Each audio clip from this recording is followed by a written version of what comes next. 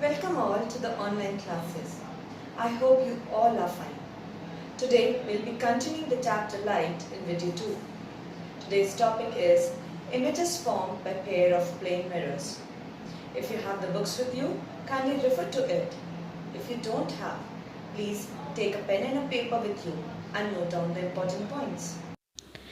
The object and the images formed by two inclined mirrors lie on the circumference of a circle whose center lies at the point of intersection of the two mirrors, and the radius is equal to the distance of the object from the point of intersection.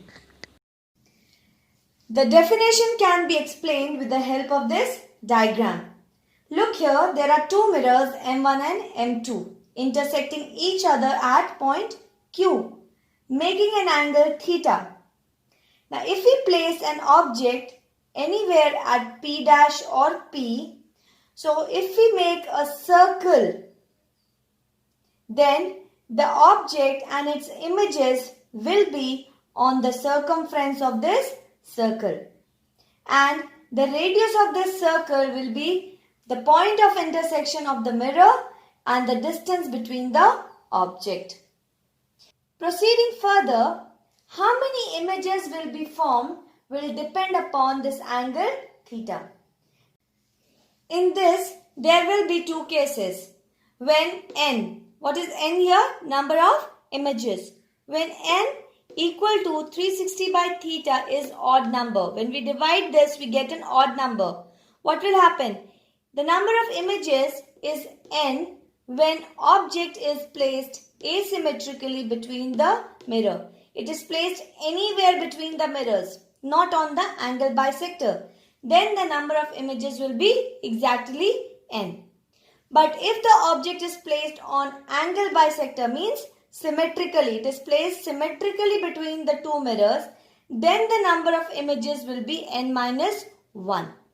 It can be explained by this example. If theta is equal to 72, means this angle theta is 72 degree. So n we will get as 5. So if the object is placed asymmetrically, we will get 5 images. But if the object is placed symmetrically on the angle bisector, we will get n minus 1, means 5 minus 1 equal to 4 images. Second case, when n is even. When we divide 360 by theta and we get an even number. Example 360 by 60 degree. We get an angle, we get n as 6. That time 6 is an even number. So in case of even number, the number of images will always be n minus 1. In case of even number of images will always be n minus 1, means 6 minus 1 equal to 5. Now let's see some of the uses of plane mirror. Every day we look ourselves into the mirror for dressing and many more things. So it is used as a looking glass. Second, in the optician's room, to increase the effective length of the room. Sometimes we go to the optician, but the rooms there are very small. So the effective length of the room is increased just by putting a mirror on the opposite side. Third, in the barber's shop, for looking at the back. Whenever we go for a haircut, they show us a mirror, placing it at the back of our head so that we can see how our hairs are cut. Fourth, in periscope.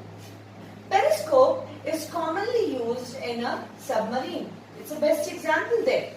In submarine, the periscope is used and the sailors there are able to see the objects or the ships that are above the water, and they are inside the water or below the water level in the submarine.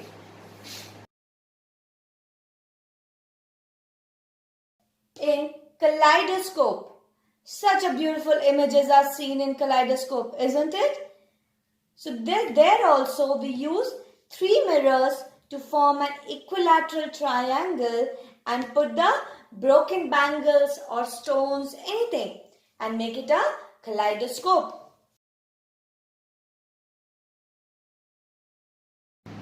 Last, in solar heating devices. Here also a common example is a solar cooker. In solar cooker, there is a panel of mirror that is above. This panel of mirror reflects the solar light into the solar cooker, helping to raise the temperature inside the cooker so that the food can be cooked easily and in less time. Now let's see a numerical. Question. State the number of images of an object placed between the two plane mirrors formed in each case when the mirrors are inclined to each other at A 90 degree and B 120 degree symmetrically. Solution. Now let's see the solution for first part. The angle between the mirrors theta is given as 90 degree. We know n. What is n here? N is number of images. We know n is equal to 360 by theta, that is 360 by 90 degree, which gives a result as 4. Now 4 is a even number. So to get the number of images, we have to subtract the result by 1. N by 1. So the number of images will be n minus 1 equal to 4 minus 1 equal to 3. Next, the second part of the solution says that theta, that is angle between the mirror, is 120 degree and the object is placed symmetrically. So again we know that n, that is your number of images. So number of images is 360 by theta, that is 360 by 120 degree, which will give it as 3. So as we know that the object is symmetrically placed, so we have to subtract n by 1, which will be 3 minus 1, and the answer will be 2. Now let's start with a new topic, that is spherical mirrors, image formation and their uses. Before starting it, we should first know what is a spherical mirror. Look at this diagram. Consider this to be a glass ball, out of which two curves have been cut. Y side is silvered from inside and X side is silvered from outside. Now this part that is silvered from inside, that is Y part, is a convex mirror, means its reflecting surface is this surface, outside surface. And X part that is silvered from outside is a concave mirror because its reflecting surface is inside. Now what's a spherical mirror? A reflecting surface which is a part of a sphere is a spherical mirror. A reflecting surface, this is a surface, reflecting surface, and it is a part of this sphere. So this is called as X and Y, or convex and concave are called as spherical mirrors.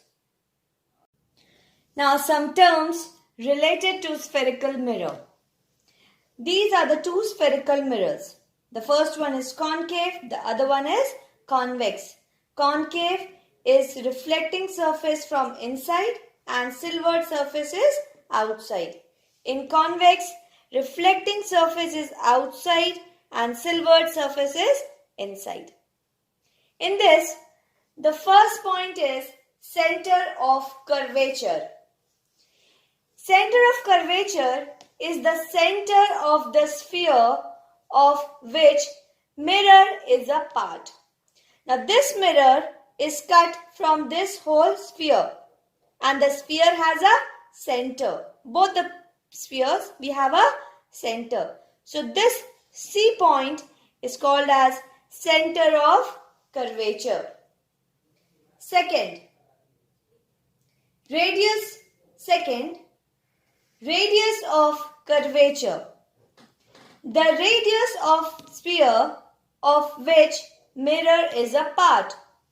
Now this mirror is a part of the sphere of which this is a radius, denoted here by capital R, and here also denoted by capital R.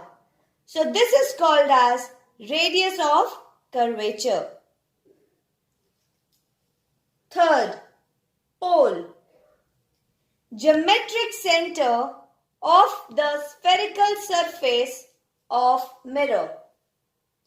Geometric center. Now this mirror has a center. Can you see here letter P? And here in this mirror also, in convex also, there is a center P. So the geometric center of the spherical part is called as pole of the mirror. Fourth point is aperture. The plane surface area of the mirror through which light rays enter and fall on the mirror. So this side is the aperture. Here we can say AB, this side, because here is the silvered side. So this side from where the light rays enter the mirror is called as the aperture of the mirror. Next is our principal axis. Principal axis is a line joining the pole of the mirror to the center of curvature and extending further to the opposite end. A straight line joining the pole to the center of curvature is called as the principal axis of the mirror. Here we can also say it can be the diameter of this sphere. This diameter is called as the principal axis. Reflection of light ray from a spherical mirror. Here we have a concave mirror with us, in which AD is the incident ray. From point D, we will join a line joining B and C, that is your center of curvature, and this will be your normal. After that, we will measure the angle I, that is angle of incidence, and we will draw the same angle on the other side of the normal, and we will get the reflected ray. You can see from the diagram that reflected ray is converging inside. That is why concave mirror is called as a converging mirror. If we look here to the convex mirror, we will see that AD again is the incident ray. Your DC is your normal, and your D, this orange line DB, is your reflected ray. Here we can see the reflected ray is diverging outside. So that is why convex mirror is called as a diverging mirror. Focus and focal length. When we will draw many incident rays parallel to the principal axis, we will get all the rays converging at a single point, that is called as focus. And if we measure the distance FP from the pole to the focus, this distance is called your focal length. If we draw a line perpendicular to principal axis passing from focus, that is called your focal plane. Look for same in a convex mirror also. In convex mirror, the light, the reflected rays are always diverging outside. So you cannot join them in front of the mirror. When produced back, they are again converging, meeting each other at the focus. So here we end this video. Keep revising your subject thoroughly and stay home and stay safe.